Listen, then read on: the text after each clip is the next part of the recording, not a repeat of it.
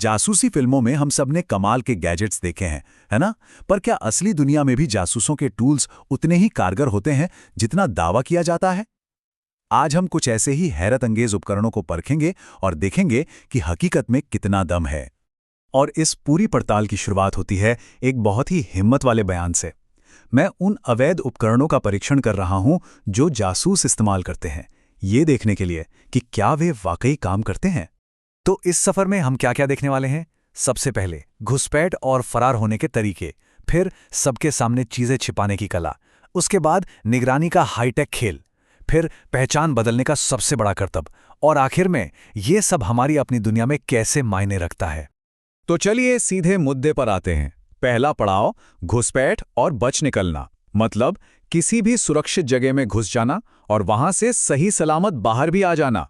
तो सबसे पहले टेस्ट किया गया एक ऐसा गैजेट जो जासूसों को ऊंची ऊंची इमारतों पर चढ़ने में मदद करने का दावा करता है। अब जाहिर है ये कोई बच्चों का खेल तो था नहीं, मीलों की ऊंचाई, जानलेवा खतरा, लेकिन नतीजा मिशन कामयाब रहा, छत तक पहुंचना मुमकिन हो पाया।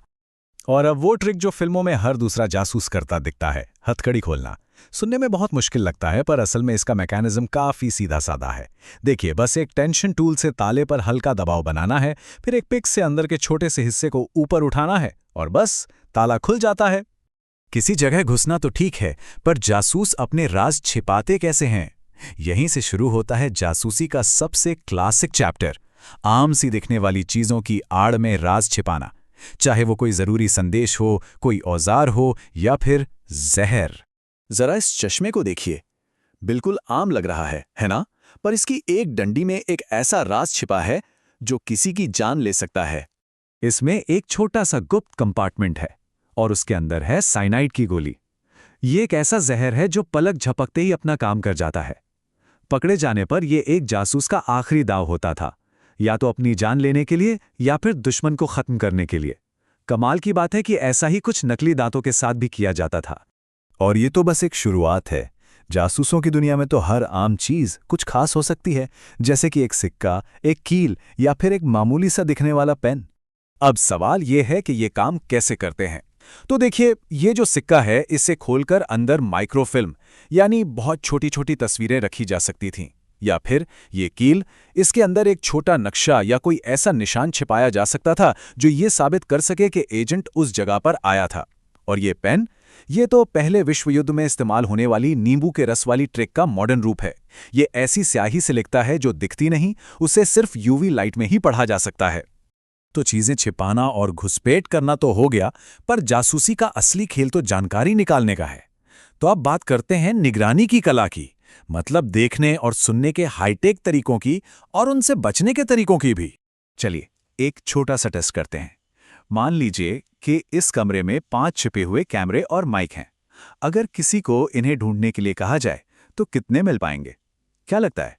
तो नतीजे सच में चौंकाने वाले थे।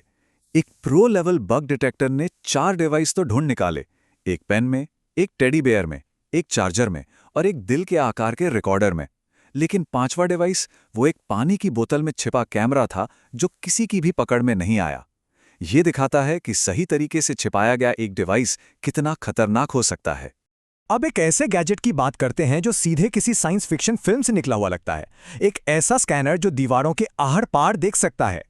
ये डिवाइस इलेक्ट्रोमैग्नेटिक पल्स भेजकर काम करता है, जैसा कि यहां साफ दिख रहा है।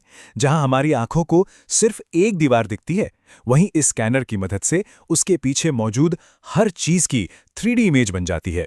तो क्या इस जबरदस्त तकनीक का कोई तोड़ है? जी हां, बिल्कुल है। पहला और सबसे असरदार तरीका है धातु। दीवारों में मेटल की कोई भी परत सिग्नल को वापस भेज देती है। दूसरा तोड़ है दूरी। ये डिवाइस ज्यादातर 1000 फीट के बाद काम नहीं करते। और तीसरा, बस अपनी आंखें खुली रखना। अगर कोई बाहर तिपाई पर अजीब सा उपकरण लगाकर खड़ा है तो समझ जाइए कि कुछ तो गड़बड़ है। और जहां तक बात सुनने की है, तो इसके भी कई तरीके हैं। जासूस अपने पास लाइटर जैसा माइक रख सकता है या किसी ब्रीफकेस में रिकॉर्डर छिपा सकता है।